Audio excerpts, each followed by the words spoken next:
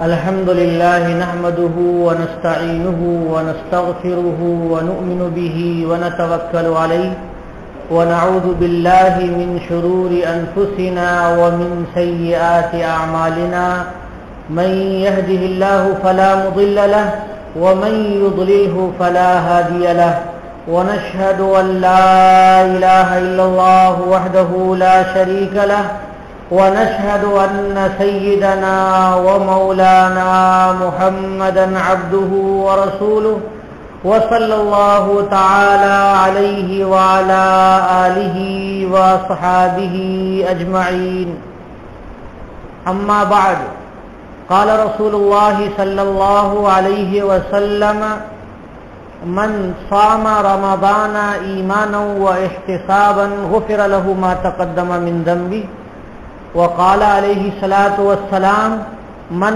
قام رمضان إيمانا واحتسابا غفر له ما تقدم من ذنبه وقال عليه الصلاة والسلام أخلص دينك يكفك العمل القليل أو كما قال عليه الصلاة والسلام.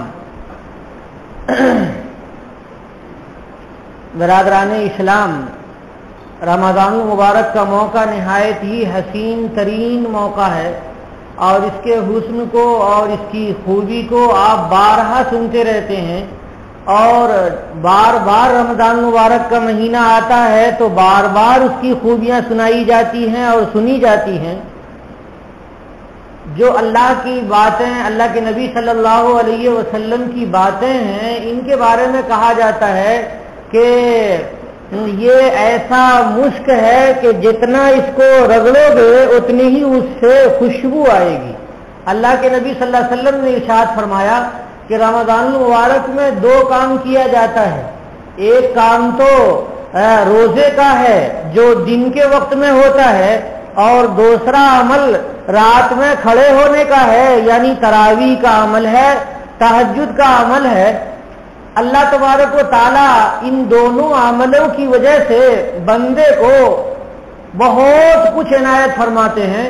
فرمایا رسول اللہ صلی اللہ علیہ وسلم نے من صام رمضان ایمانا و احتسابا غفر له ما تقدم من ذنبه، کہ جو بندہ رمضان کا روزہ رکھے یقین کے ساتھ کہ میں اللہ کا بندہ ہوں اور اللہ رب العالمین کا حکم ہے روزہ رکھنا، اس یقین کے ساتھ، ایمانن کا ترجمہ یہاں پر ہے یقیناً، یقین کے ساتھ، وہ احتساباً اور ثواب ملنے کے خیال کے ساتھ، یعنی اس کو یہ بھی خیال ہے کہ اللہ تعالیٰ کے لیے جو یہ عمل ہو رہا ہے، یہ عمل اللہ تعالیٰ کے یہاں ثواب ملنے کے لائق ہے، اور اتنا زیادہ لائق ہے ثواب ملنے کے کہ اگر یہ اس کا چھوٹا سا ثواب ہوتا تو اللہ تبارک و تعالیٰ فرشتوں کو کہہ دیتے کہ اس سے یہ ثواب ہے اور یہ بانٹ دو ہمارے بندوں میں.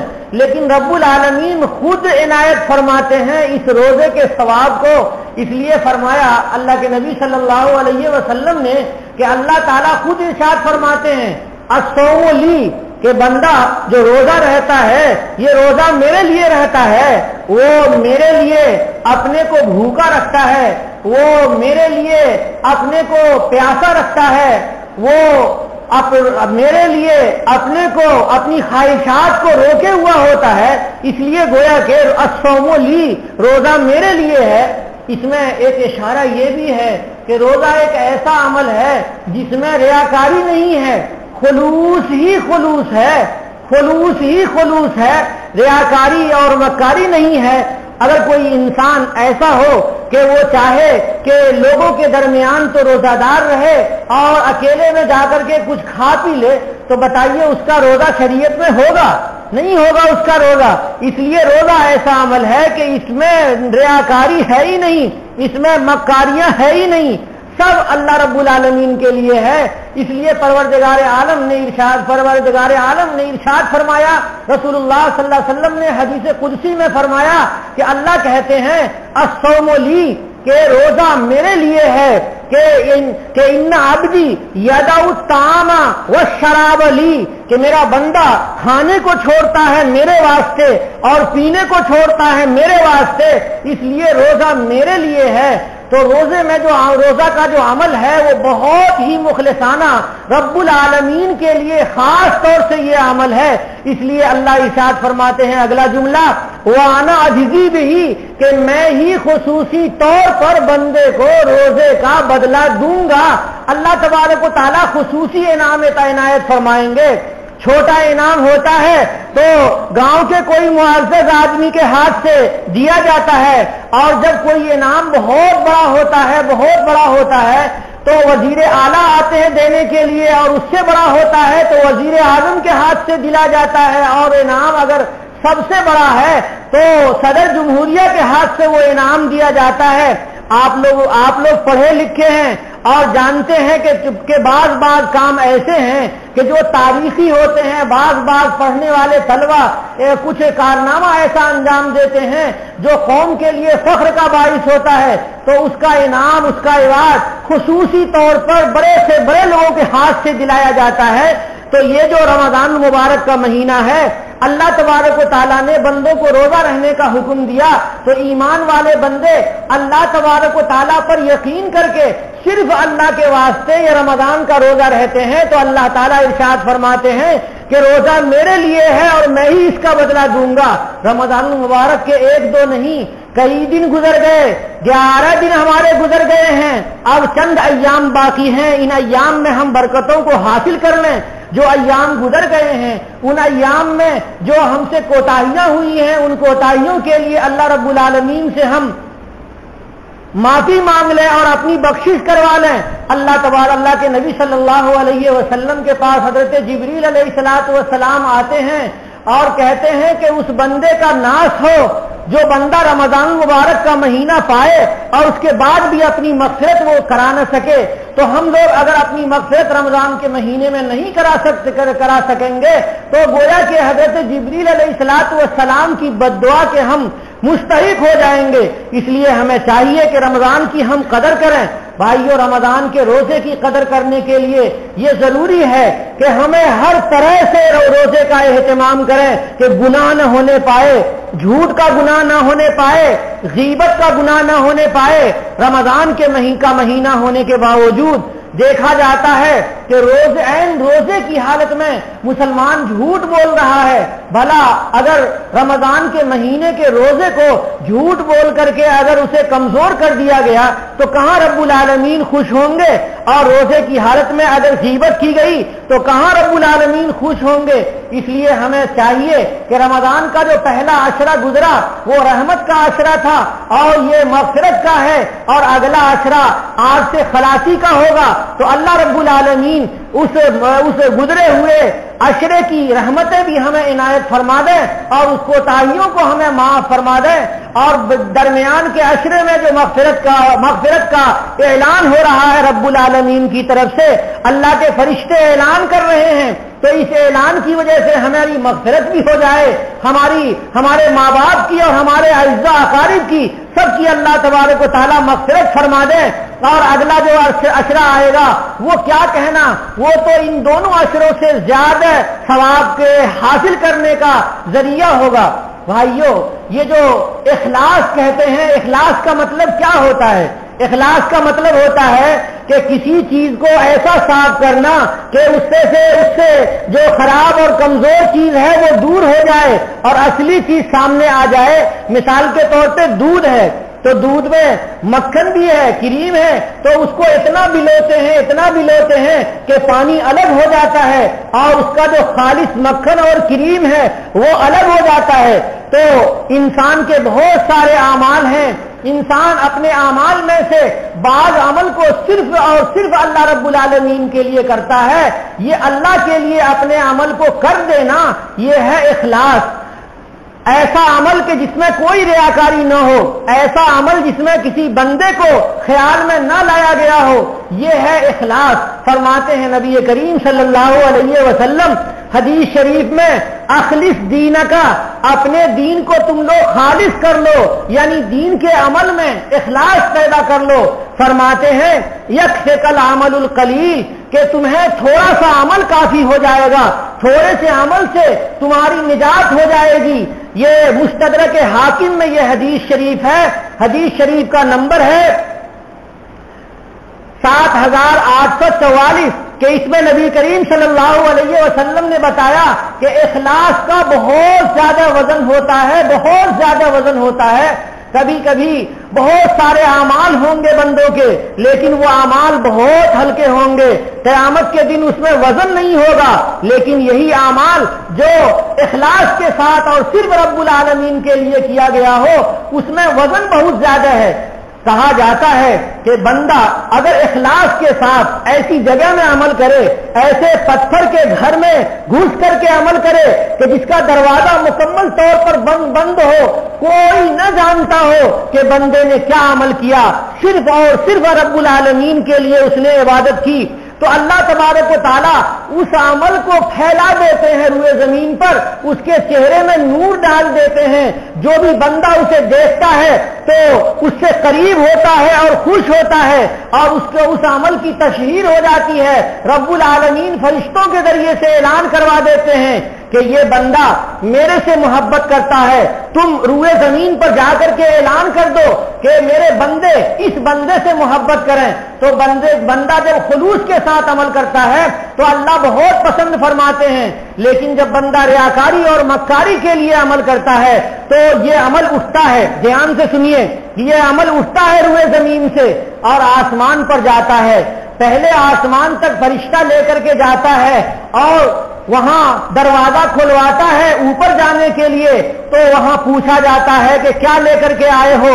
فرشتہ کہتا ہے کہ یہ عمل لے کر کے آیا ہوں۔ پوچھا جاتا ہے کیا اس عمل میں خلوص ہے، اس میں اخلاص ہے، للہیت ہے، کیا عمل کرنے والے نے صرف اللہ کے لیے کیا تھا؟ فرشتہ کہتا ہے ہاں ہاں، اس عمل کو صرف اللہ کے لیے اس بندے نے کیا تھا۔ تو اب وہ دروازہ کھلتا ہے اور وہ عمل اٹھ کر کے اگلے آسمان پر جاتا ہے، وہاں بھی یہی سوال ہوتا ہے، اس کے بعد اس کو آگے جانے دیا جاتا ہے، یہاں تک کہ جاتے جاتے 7ویں آسمان سے بھی اوپر جاتا ہے اور رب العالمین کے پاس وہ عمل پہنچتا ہے تو وہاں اور بھی زیادہ ٹیسٹ ہوتا ہے کہ کیا واقعتاً یہ عمل میرے لیے ہی کیا تھا اس بندے نے، یا آزو بازو کے لوگوں کو دکھانے کے لیے عمل کیا تھا، یا یہ کہ دنیا میں اپنی دینداری کو کا چرچا کرانے کے لیے عمل کیا تھا۔ آخر دنیا کہیں ایسا تو نہیں کہ بندے نے عمل کیا تھا اس لیے عمل کیا تھا کہ آزو بازو والے لوگ خوش ہو جائیں، معاشرے میں ان کی پوزیشن اچھی ہو جائے اور لوگ کہیں کہ یہ بڑا دیندار ہے اور بہت ہی اچھا ہے۔ وہاں پر جا کر کے اور بھی اس عمل کو ٹیسٹ کیا جاتا ہے، جب وہاں خالص ہوتا ہے عمل تو رب العالمین کی بارگاہ میں وہ پیش ہوتا ہے اور اللہ تبارک و تعالیٰ قبول فرماتے ہیں۔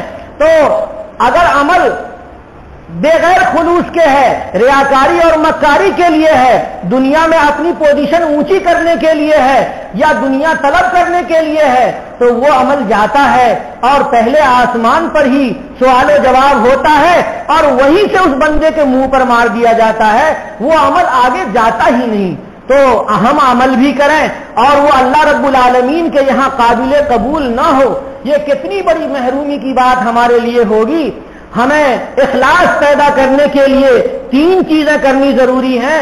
سب سے پہلی چیز یہ ہے کہ اپنی نیت کو درست کریں، ہر عمل سے پہلے اپنی نیت کو درست کریں کہ یہ عمل اللہ کے لیے ہے یا نہیں ہے، کیا اس میں غیر کی بھی کوئی ملاوٹ ہے، کوئی دخل ہے؟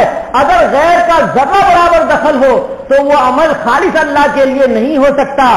بڑے بڑے بزرگان اللہ والوں کے پاس، اپنے پیر اور مرشد کے پاس وہ ٹھہرے اور کہتے ہیں کہ بعض بزرگوں نے 8 سال تک بیٹھ کر کے اپنے پیر کے پاس، اپنے شیخ کے پاس انہوں نے صرف اپنی نیت درست کی۔ اور نیت درست کی کہ نیت درست کرنے کا طریقہ کیا ہے حضرت بتا دیجئے تاکہ میرا عمل رب العالمین کے سامنے پیش کیے جانے کے لائق ہو جائے. اور یہی جب نیت صحیح ہو گئی تو بندے کے اندر خلوص آ گیا، للہیت آ گئی، اور اسی کا نام احسان ہے، اسی کا نام تصوف ہے، اور اسی کا نام سلوک ہے. اللہ کے راستے میں چلنا یہی نام ہے. کبھی تو اس کو تصوف کہہ دیا جاتا ہے، کبھی احسان کہہ دیا جاتا ہے، اور کبھی اسے سلوک سے تعبیر کر دیتے ہیں. یہی اخلاص والا عمل رب العالمین کو بہت زیادہ پسند ہے.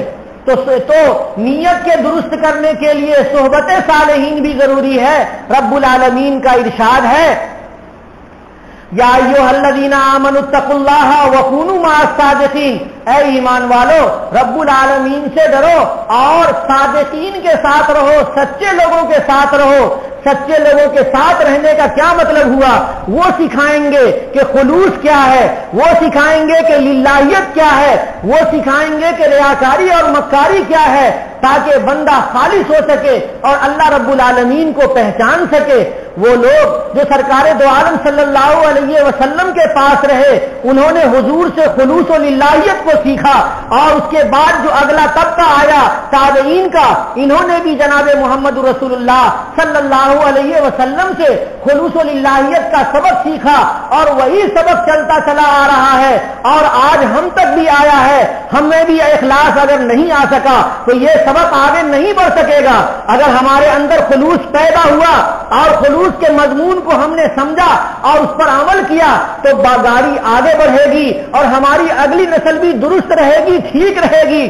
اگر ہم نے اپنے اندر خلوص و للہیت کو پیدا نہیں کیا تو آگے گاڑی نہیں چلے گی. بغیر پیٹرول کے آگے گاڑی نہیں چلتی ہے.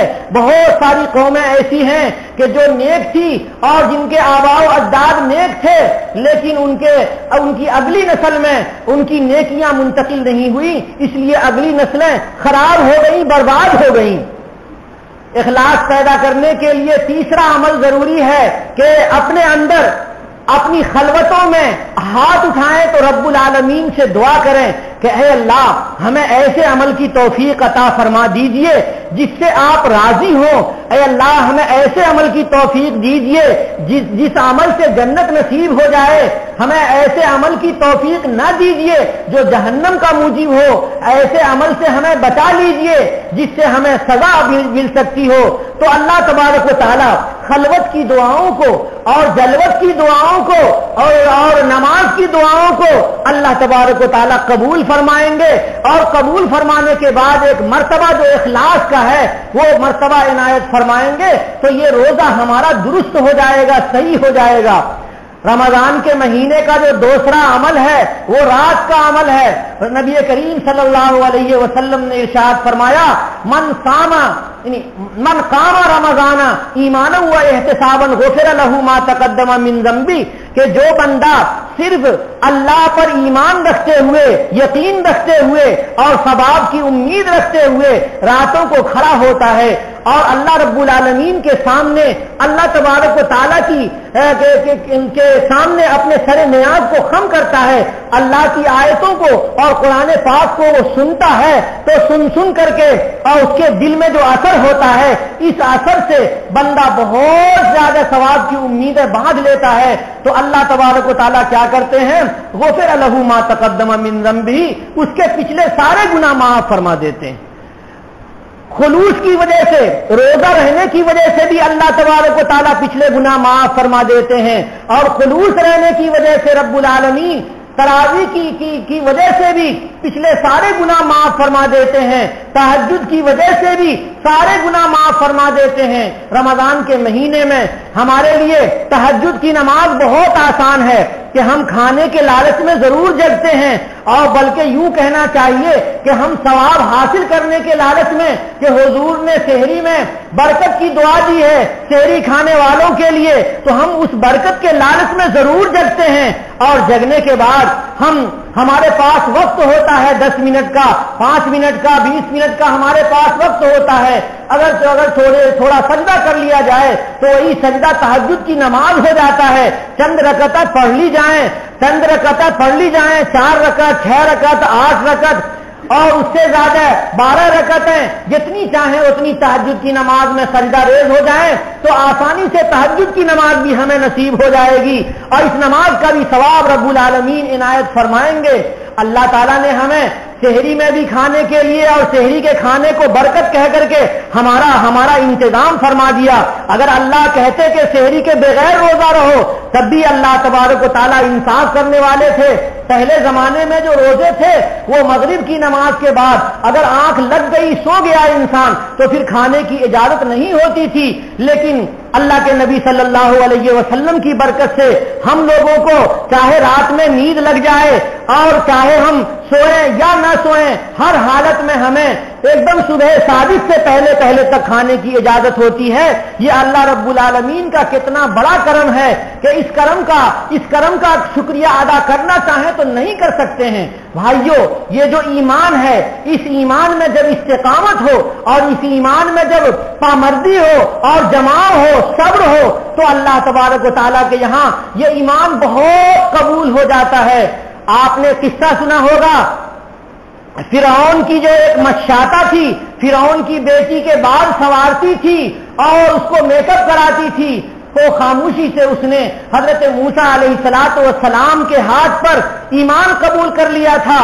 اتفاق ایسا ہوا کہ کنگھا کرنے کے دوران انہوں نے کلمہ پڑھ لیا اور اس کلمے میں حضرت موسیٰ علیہ السلام کا ذکر تھا۔ جب اس فرعون کی بیٹی نے سنا تو اس نے کہا اچھا تو میرے باپ کو خدا نہیں مانتی ہے، وہ کسی اور کو خدا مانتی ہے؟ تو اس نے کہا ہاں اس میں تو کوئی شک کی بات نہیں ہے، اللہ تو ایک ہے، وحدہ لا شریک لہ ہے، اللہ کے ساتھ کوئی خدا نہیں ہو سکتا۔ اور وہ غصے میں گئی اور اس نے اپنے باپ کو کہا کہ یہ جو مشاطہ ہے یہ کہتی ہے کہ اللہ تم نہیں ہو، اللہ کوئی اور ہے۔ فرعون کو غصہ آ گیا اور اس کو بلایا گیا دربار میں اور سزا دینے والوں کو کہا گیا کہ اسے کوڑے لگاؤ۔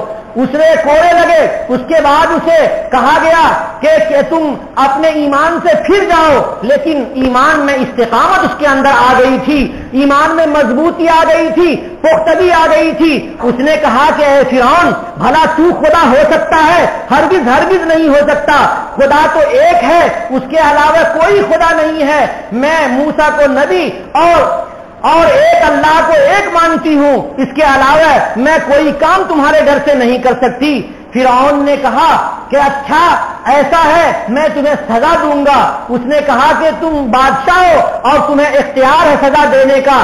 چنانچہ اس کے دونوں ہاتھوں پر اور دونوں پیروں کو پھیلا کر کے کیل ٹھوک دیا اور زمین پہ لٹا دیا، اور زمین پہ لٹانے کے بعد کہا کہ اب تم اقرار کر لو کہ میں خدا ہوں۔ اس نے کہا کہ نہیں اقرار کر سکتی۔ فرعون کی جو مشاطہ ہے اس کی چھوٹی سی بیٹی وہ رو رہی تھی، بلک رہی تھی۔